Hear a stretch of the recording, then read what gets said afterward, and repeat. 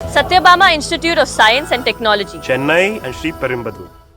சென்னை உயர்நீதிமன்றம் பல்வேறு முக்கியத்துவம் வாய்ந்த சரித்திர முக்கியத்துவம் வாய்ந்த வழக்குகளை இன்றைய தினம் அந்த பதிவுகளை கொடுத்து இந்த தேசத்தினுடைய கட்டுக்கோப்பான அமைப்பை பாதுகாக்கக்கூடிய வகையில் செயல்பட்டு கொண்டிருக்கிறது. இதுல அன்பார்ச்சுனேட்டா என்னன்னா, நம்முடைய இந்த நீதித்துறையில் நீதிபதிகள் உரிய நேரத்தில் பரிந்துரைக்கப்படுவதில்லை. முதல்ல அப்படி பரிந்துரைக்கப்பட்டாலும் அவர்கள் உடனடியாக அந்த பதவியில் அமர்த்தப்படுத்துவதில்லை. இதில் இருக்கக்கூடிய இந்த டைம் லாகிங் வந்துட்டு it affects the functioning of the judicial administration. குறிப்பா இந்தியா முழுவதும் இருக்க சமீபத்தில் பாத்தீங்கன்னா சற்றேறக்குறைய 1110 நீதியரசர்கள்ல 300க்கும் மேற்பட்ட நீதிபதிகள் இன்னும் பதவிகள் நிரப்பப்படாமல் காலியாக இருக்கிறது. அதிலும் குறிப்பா நம்முடைய சென்னை உயர்நீதிமன்றத்தில் பாத்தீங்கன்னா 75 நீதியரசர்கள் இருக்கக்கூடிய இடத்துல தற்சமயம் 52 நீதிபதிகள் தான் இருக்கிறார்கள். அதோடு மட்டுமல்ல, மாண்புமிகு மூத்த நீதியரசர் திரு சுரேஷ்குமார் அவர்கள் இந்த வருகின்ற மே மாத இறுதியில் ஓய்வு பெற இருக்கிறார். இந்த நிலையில சென்னை அதாவது நம்முடைய மெட்ராஸ் ஹைகோர்ட்ல 23 நீதியரசர்கள் பணியிடங்கள் வேக்கண்டாக இருப்பது இங்க இருக்கக்கூடிய பொதுமக்களுக்கும் இங்க இருக்கக்கூடிய இந்த ஜுடிஷியல் அட்மினிஸ்ட்ரேஷனுக்கும் ஒரு மிகப்பெரிய பாதிப்பை உருவாக்கக்கூடிய அம்சமாக பார்க்கப்படுகிறது. அதனால் தொடர்ந்து நாம ஏற்கனவே வைத்த கோரிக்கை ஏற்கனவே பரிந்துரைக்கப்பட்ட நீதியரசர்கள், அவர்கள் கடந்த 5-6 மாதங்களுக்கு முன்பாக பரிந்துரைக்கப்பட்ட நீதியரசர்கள் அதனுடைய நிலை, அதாவது அந்த நிலை இதுவரை என்னன்றதை தெளிவுபடுத்தவில்லை. அது மட்டும் இல்லாம இங்கே இந்த குறிப்பா 75 ஆண்டுகளுக்கு மேலாக ஆகிவிட்ட போதும் அன்ரெப்ரசன்டா இருக்கக்கூடிய கம்யூனிட்டியை சேர்ந்த வழக்கறிஞர்கள் நீதிபதிகளாக பரிந்துரைக்கப்படுவதில்லை.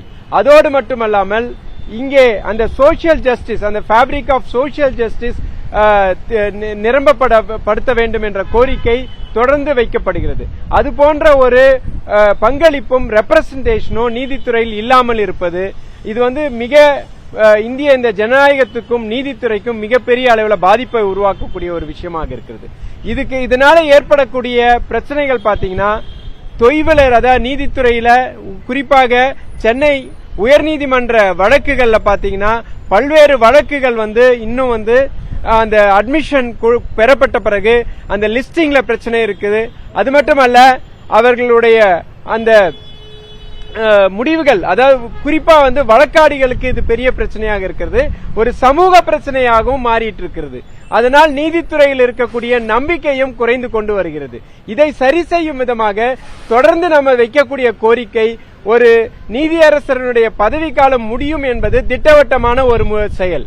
அது எல்லோருக்கும் தெரியும் எந்த தேதியில இந்த பதவி, அதாவது வேகன்சி அரைஸ் ஆக போகிறது என்பது. அதை தெரிந்து கொண்ட பிறகும் இந்த குறிப்பாக இந்த கலிஜியம் சிஸ்டம் மட்டுமல்லாது மாண்புமிகு இந்த நீதித்துறை சட்டத்துறையும் இதில் ஏற்படக்கூடிய அந்த வேகன்சியை உடனடியாக நிரப்ப வேண்டும் என்ற கோரிக்கையை ஒட்டி நம்ம பல்வேறு நிலைகள்ல கேட்டுட்டு தான் இருக்கிறோம். ஆனால் ஏனோ இப்ப பாத்தீங்கன்னா நம்ம சென்னை உயர்நீதிமன்றத்தில் 30% நீதிபதிகளுடைய பதவி வேக்கண்டா இருக்குது. இது என்றைக்கும் ஏற்றுக்கொள்ள முடியாத ஒரு விஷயம். அது சமூகத்துக்கு ஒரு மிகப்பெரிய பாதிப்பாக இருக்கிறது. அதனால் இங்க இருக்கக்கூடிய இந்த நீதிபதி பதவிகளை உடனடியாக நிரப்பப்பட வேண்டும். அந்த மாதிரி நீதிபதிகள் பதவிகள் நிரப்பப்படும் போது குறிப்பாக அந்த சோசியல் ஜஸ்டிஸ் அதை பின்பற்றணும். இதுவரைக்கும் அன்ரெப்ரசன்டாக, அதாவது கடந்த 75 ஆண்டு காலமாக அண்டர் ரெப்ரசன்டேட்டட் ஆர் அன்ரெப்ரசன்டடா இருக்கக்கூடிய கம்யூனிட்டியை சேர்ந்தவர்களும் இன்றைய தினம் நீதி அரசர்களாக நியமிக்கப்பட வேண்டும் என்ற கோரிக்கை இங்க இருக்கக்கூடிய நம்முடைய வழக்கறிஞர்களுக்கு மத்தியில் பரவலாக இருக்கிறது. இது குறித்து மாண்புமிகு நம்முடைய ஜனாதிபதி அவர்களுக்கும் பிரதமர் அவர்களுக்கும் சட்டத்துறை அமைச்சர் அவர்களுக்கும் மாண்புமிகு உச்சநீதிமன்ற தலைமை நீதியரசர் அவர்களுக்கும் இன்றைய தினம் ஒரு 100க்கும் மேற்பட்ட வழக்கறிஞர்கள் கையெழுத்திட்டு ஒரு மனுவினை அனுப்பியிருக்கிறோம். ஆகவே இந்த உடனடியாக இது கவனிக்கப்பட வேண்டிய விஷயம். இமேஜின் 30% ரிசர்வேஷன், அதாவது vacancies very badly affecting the functioning of the judiciary, more particularly in the Madras High Court. அதனால வழக்கறிஞர்களுடைய கோரிக்கை மட்டும் இது இல்ல, ஒட்டுமொத்த தமிழகத்தில் இருக்கக்கூடிய அரசியல்வாதிகள் மட்டுமல்ல, அதாவது இந்த சமூக நலன் சார்ந்த விஷயங்களை பார்க்கக்கூடிய அனைவருடைய எதிர்பார்ப்பாகவும் இருக்கிறது.